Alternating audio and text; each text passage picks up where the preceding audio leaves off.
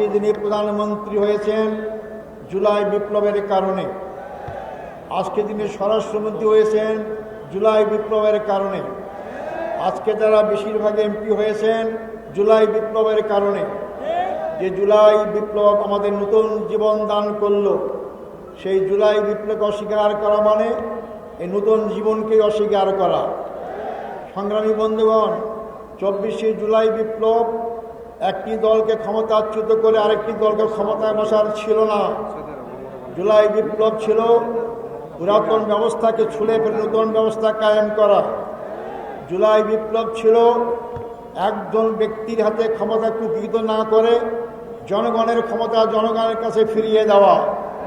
আজকে গণভোটকে অস্বীকার করা মানেই শুধু 70% মানুষের রায়কে অস্বীকার করা নয়, 70% রায় অস্বীকার করার মধ্য দিয়ে আবার তারা আওয়ামী লীগের সেই ফেসিবাদী কায়দায় এক ব্যক্তির কাছে সমস্ত ক্ষমতা দিতে চায়।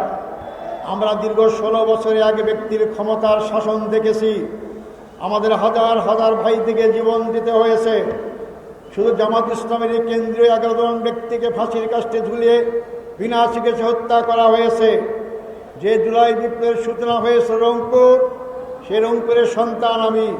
সে রংপুরের সন্তান এখানে আছেন আক্তার হোসাইন এমপি। আবু সাইদ রক্ত দিয়েছিল কি জন্য? সে তো ছাত্র নেতা ছিল।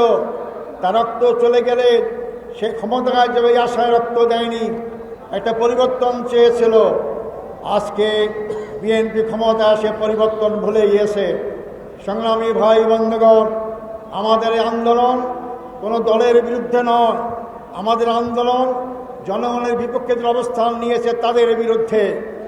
আমরা সকল সময় জনগণের পক্ষে থাকি। আজকে একজন ব্যক্তির কাছে ক্ষমতা কুক্ষিগত করার মাধ্যমে যদি আপনারা দুঃস্বপ্ন দেখেন আবার জোর করে ক্ষমতায় থাকতে পারবেন, বোকার স্বর্গে বাস করছেন। মনে করেন কেয়ারটেকার সরকারের আন্দোলনের কথা, কেয়ারটেকার নাকি পাগল ছাগল ছাড়া কেউ বোঝে না। আপনারা অস্বীকার করলেন, আন্দোলন দমাবার চেষ্টা করলেন, শেষ পর্যন্ত মারলেন, এমনভাবে মারলেন কেয়ারটেকার হলো। আপনারা ক্ষমতা আসতে পারলেন না। জনগণের বিরুদ্ধে অবস্থান গ্রহণ করবেন না, আমাদেরকে রাজপথে আসতে বাধ্য করবেন না। রাজপথের আন্দোলনের ফলাফল সরকারি দলের জন্য কোনো শুভ অবস্থা হয়নি, কোনো সময় হবে না। আমাদেরকে জুলুম অত্যাচারে ভয় দেখাবেন না। সবগুলো পার করে আজকে এই বয়সে আমরা এসেছি। সময় থাকতে যদি দেশ ভালো চালাতে চান, গণভোটকে রায়কে মেনে নেন, কার্যকর করেন, জনগণ আপনাদেরকে ভালোবাসবে, শ্রদ্ধা করবে। আর যদি অবজ্ঞা করেন, আপনারা সংখ্যাগরিষ্ঠের কারণে, এই সংখ্যাগরিষ্ঠ কীভাবে হয়েছেন আপনারা ভালো করেই জানেন। ভোটের ফলাফলে আপনারা ইঞ্জিনিয়ারিং করে আজকে এই ক্ষমতায় এসেছেন, সেটা আপনারাও জানেন, জনগণও জানে। এই জন্য আপনারা জোর করে সংখ্যাগরিষ্ঠ অর্জন করে জোর করে দেশের জনগণের উপর চাপিয়ে থাকতে পারবেন না। আমাদেরকে আবার রাজপথে অবস্থান করতে বাধ্য করবেন না। যেটা সংসদের সমাধান করার চেষ্টা করুন। যদি সংসদের কথা যদি আপনারা রাজপথে আনতে দেন, রাজপথের আন্দোলন জনগণের কোনো সময় বিফল হয়নি, সফল হবে ইনশাআল্লাহ।